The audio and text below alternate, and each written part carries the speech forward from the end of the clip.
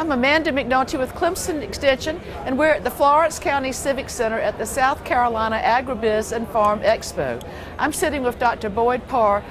Boyd is the state veterinarian, and he is in charge of the Clemson Livestock-Poultry and Health Division, which is a big job. And let's talk about some of the things that you are responsible for. I think the first one that we would like to think of is, I know y'all have people who inspect the places where our animals are processed. Yes, we run there are three parts: livestock, poultry, health. Our animal health programs is traditional state animal health authority. Have the state meat inspection program, which is some of what you are referring to. Any state label meat plant, we have inspectors all over the state who work with those, and we do some federal plants on contract for the federal government. And then we have the state's only veterinary full-service diagnostic laboratory. So those are the three areas we cover. Poultry is a huge business in our state, and there is a potential problem of disease that in other places they've had outbreaks. So let's talk about what we're doing to protect our poultry industry in South Carolina, please. Poultry, according to the recent study that came out last spring, accounts for as much as 48.6% of total agriculture in South Carolina, so it's very big business. You could extrapolate that to maybe meaning $12 billion in our economy. Most people will have heard during 2015 we had an outbreak of highly pathogenic avian influenza. We abbreviate that as HPAI. And fortunately, it's not harmful to humans. This version has not been. Yes. We stay in constant contact with public health authorities to monitor, because flus, just like human flu, it can mutate. Sure. But this is the first time we've had a Eurasian gene highly pathogenic, and resulted in losses of about 49 million birds in the Midwest. Luckily, that's been contained, but it's in the wild birds, so they can carry it without getting sick. So as our ducks and things fly back and forth, there's a possibility that they could That's transmit. right. We've never found it in the Atlantic flyway, which comes over us. I'm getting reports of samples being run. We found avian influenza. It's not surprising. About 20% of the cases. Yeah. But none of it has been highly pathogenic. Wonderful. But as a result, the federal government spent about $1 billion last year. We have really been all hands on deck, and we're trying to fill the gaps. We have a request for the legislature. We found some critical needs for people to back up. I think you had on your show Dr. Julie Helm. Yes. Most states have 4 or 5 people doing what we have the one of Julie to do, so we're trying to get some help for Julie. Even though the poultry business is such a huge part big. of our economy, we probably need some We've extra been very people efficient, there. but we're looking at our laboratory. If we had an outbreak, we need to be able to run multiple shifts 7 days a week, and so we have some requests there for operating funds. But you know, that's something that's starting the process now. Here we're in January and starts next week.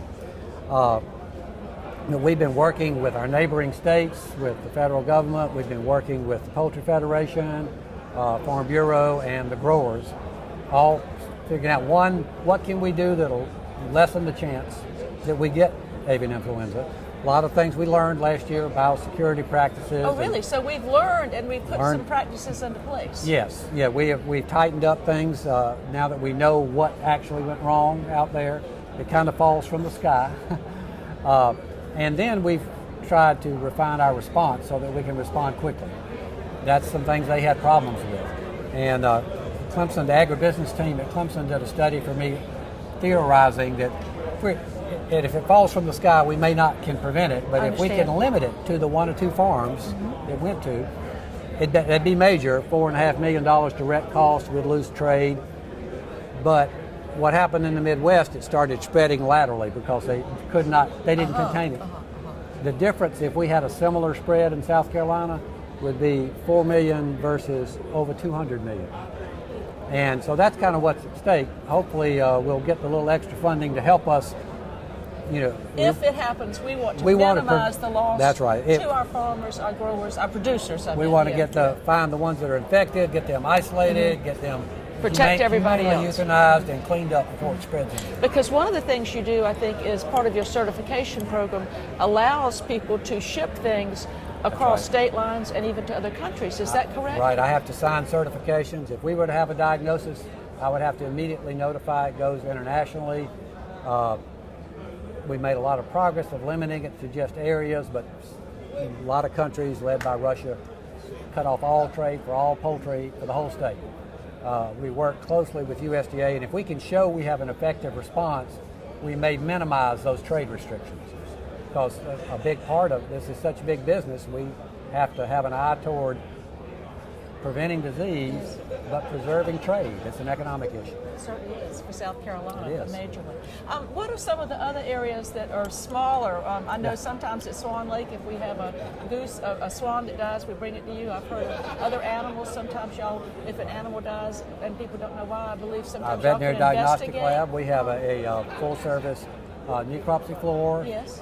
We've helped Swan Lake on several occasions. Had some unique occurrences down there with the snow geese, I think it was. And we serve all species. Our priority is food animals, livestock, and what funds we get from the state go to.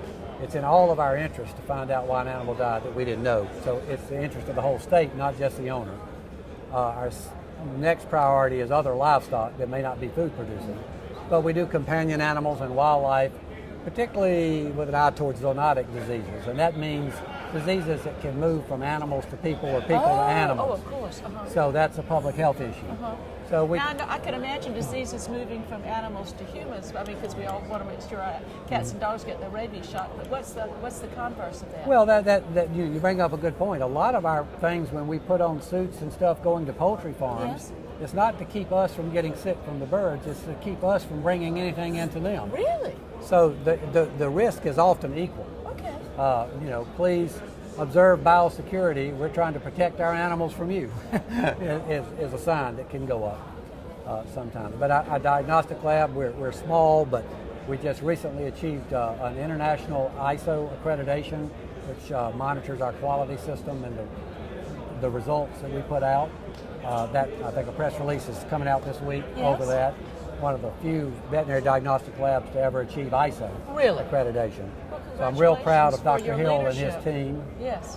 On that. So you said that in your spare time, sometimes you talk to your cohorts in other states, and our dairy industry is a relatively small one, but the family of people who are involved in it, it's intrinsically important in their heritage and love for the land. And y'all have come up with a program that that actually could serve to protect them. Well, we're working hand in hand with Farm Bureau and our producers and the veterinarians, state veterinarians, and started with a group from Maryland, Virginia, North Carolina, South Carolina, and Tennessee. And you know how things go. I grew up on a dairy farm. I was a dairy veterinarian for 26 years before I joined. The state veterinarian in Tennessee was a friend of mine with a similar background as is the state veterinarian in Virginia. So that's how we got started. Yeah. And protecting them for diseases like foot and mouth, hoof and mouth disease. The plans call for you have to contain the disease, and you don't know where it is, you stop movement of everything. Well, in a dairy, if you don't move milk, one, our consumers don't have something to drink, and two, farms can't survive that long without shipping milk. So we worked with a national group to examine where the real risk was and what steps we could take to safely move the milk while we found out where the disease was. And so we made a lot of progress, and we're learning, and that's progressing, and we've grown from the 5 states. We went to 7, and then to 9, and then to 11, and the 12th state of Ohio just joined. So we now go from Georgia west as far as Tennessee and Ohio, and as far north as New York and Pennsylvania. And as you say, cooperation and sharing things that y'all learn for some things that happen in the Midwest, that all of it, when y'all get together, y'all talk about these problems and share the information that you've had, discuss the things that have happened, and try to fine-tune the reaction to make it certain that our food supply is safe, but also to minimize the impact on the industry, because we want to protect the agriculture component of our economy and preserve our trade. You know, we want to get as much commerce going as we can, but we don't want any of that to put our animals at risk. And so that's a delicate balance that we constantly are on guard for. But it takes a lot of partners to get it done. Another role we have in our animal health programs, unique to South Carolina, I'm the only state veterinarian in the country that works under a land-grant college. You are? The most are under other I would think that would be the natural place for everybody to be. It is. It's been that way since 1901 here. It works extremely well, but because we are also the extension veterinarians. Yes. And so that's the savings to the state, and it's a natural synergy. And we don't have as many people, but in our high-path avian influenza plan, Yes. the extension agents, the livestock agents are our team. They've been trained to help in an emergency, and other volunteers like some of the 4-H agents.